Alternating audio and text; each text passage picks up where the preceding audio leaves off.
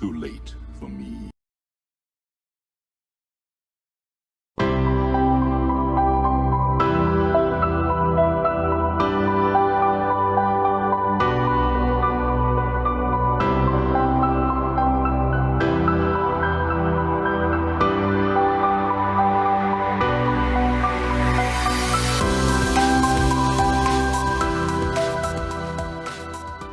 It's interesting to take notice of the discussion taking place around the excellent closing scene of the esteemed Clone Wars anime TV series.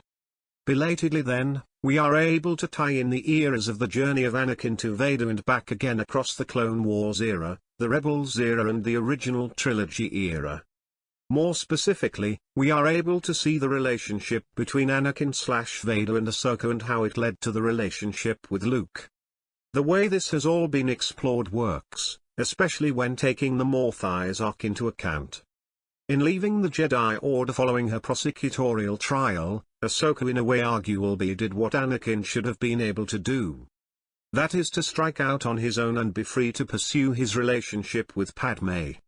Living this life would allow him to roam the galaxy doing the tasks he felt the Force needed him to do so alongside Padme. This would be following somewhat in the footsteps of his erstwhile father figure Qui-Gon. Anakin then could have actually started a more missionary-style offshoot of the Jedi Order in contrast to the Temple. Instead, Anakin's tragic attachment to status and the titles bestowed upon him by the Jedi or later Sith Order when he became Darth Vader was an obstacle. Allow this appointment lightly. The Council does not. Disturbing is this move by Chancellor Palpatine. I understand. You are on this council, but we do not grant you the rank of Master. What?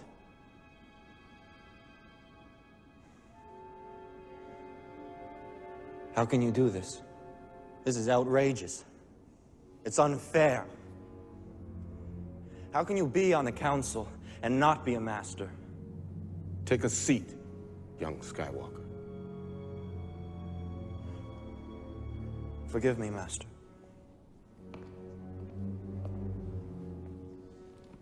We have surveyed all systems in the Republic, but have... There's a further argument to be made. It is a matter of attachment to knowledge regarding the elongation of life held in the Jedi library that held Anakin back from leaving. This is in place of letting go and understanding the cycle of life and death. In this case, Anakin failed to notice the clever theme whereby while he has suffered death and lost, that vacuum was filled with life.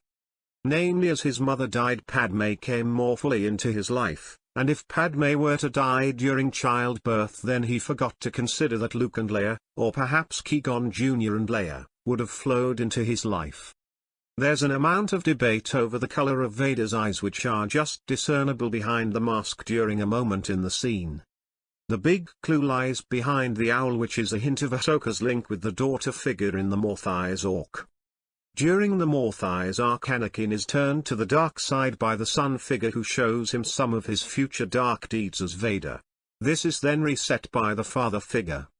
The point is that Anakin's ascension to the father/son role should have been explored in the sequel trilogy timeline, and the Morthais realm is something that reigns over his mortal life as Anakin/Vader.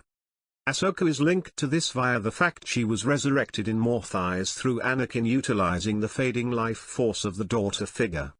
One can theorize that a new covenant should have formed with Anakin in place of the father, the avatar of the Vader suit in place of the son, Ahsoka in place of the daughter, and eventually Padme in place of the mother. But this ascension should have taken place through Luke's defeat of the previous mother figure of Abeloth as described in Legends. The reason Padme would be tied up in this is somewhat tied to the circumstances surrounding both her and Anakin's death and the rise of Vader in the vacuum during Revenge of the Sith.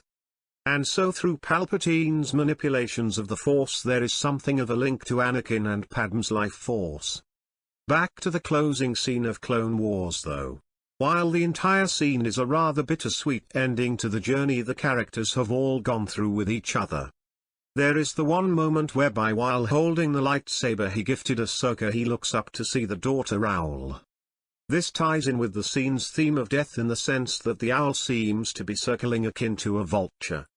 But this owl also points to the link between Ahsoka and Anakin, and it is very different to a mere professional relationship as fellow Jedi which the hate-filled Vader had no issue with hunting down. It points to the Morthais level of both the characters, a level which reigns over the differing eras of the character's mortal life and which overrides them, so to speak. The way I read this moment in the scene then, is the power of the owl and the daughter is able to override the facade that is Vader as epitomized through the suit, and the real Anakin is stirred up within for a brief moment. This ties in nicely with the next meeting of the two in the Season 2 finale of Rebels. This can be considered somewhere around the middle point of his time as Vader, and it ties in well with the duel in Revenge of the Sith between Luke and Vader. In this sense, after living an uninterrupted life of hate, fear and pain as Vader, at the moment where Ahsoka leaps up and slashes away part of Vader's mask is quite prominent. Firstly is the symbolism. Vader likely considers he has buried and set aside his relationship with Ahsoka at the end scene and buried it into the abyss of the past. There's something then to the fact that during the duel he has pushed her over a ledge and into something of a physical abyss which mirrors his mindset. Ahsoka then proceeds to leap up out of nowhere from this abyss, not only from a position of the low ground but the power of the charge such that she is able to topple Vader off balance, and there is a loud groan.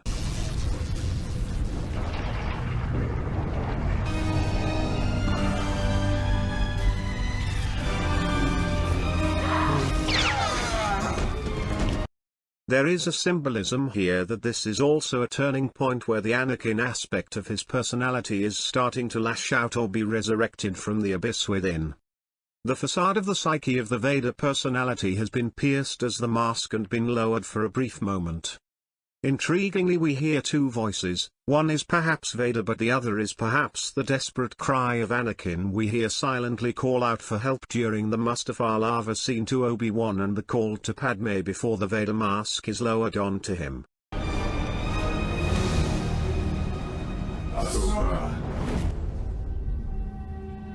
Which is worth considering why Ahsoka responds the way she does, and quite movingly she pledges not to leave him this time as everyone else perceivably did, which is in stark contrast to Obi-Wan's perceived tirade of judgment on Mustafar.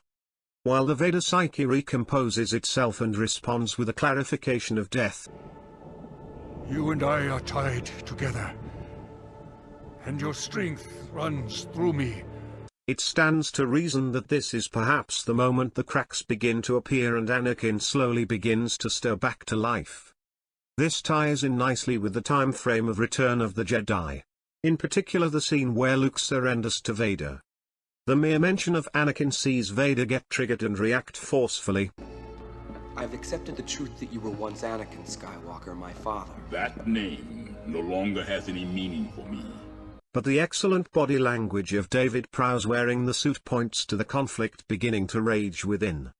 The final duel ties in nicely with the Rebels' duel in the sense that we see Luke decisively strike Vader down. Not just physically, but we see the entire construct and facade of Vader that was created in the moment he pledged himself to Palpatine struck a death blow. If you listen closely as he falls, there is a real crying out that occurs, which for me is perhaps the death cry of Vader.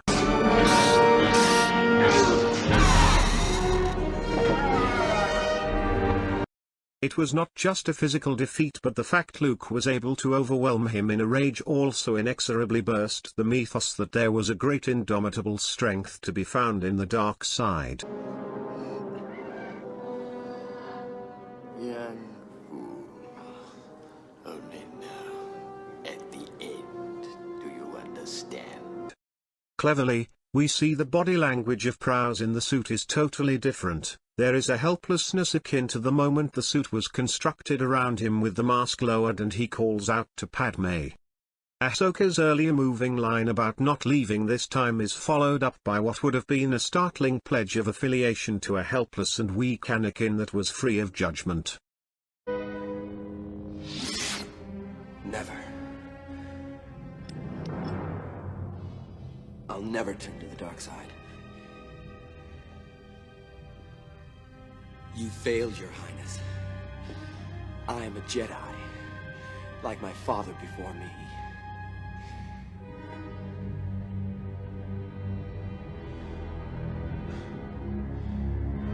So be it, Jedi.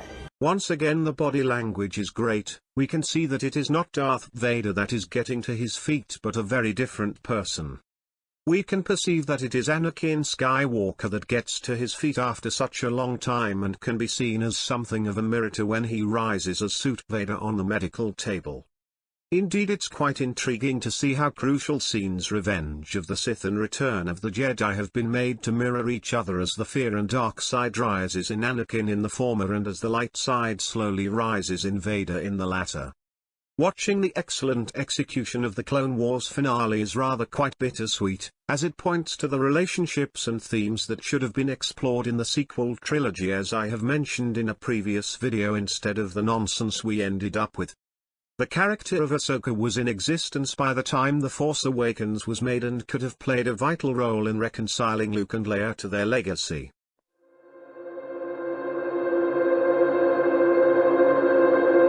Subscribe. Comment in the section below. Hit the bell for more notifications. More content on BitChute. I am on Gab and Twitter. Like and share.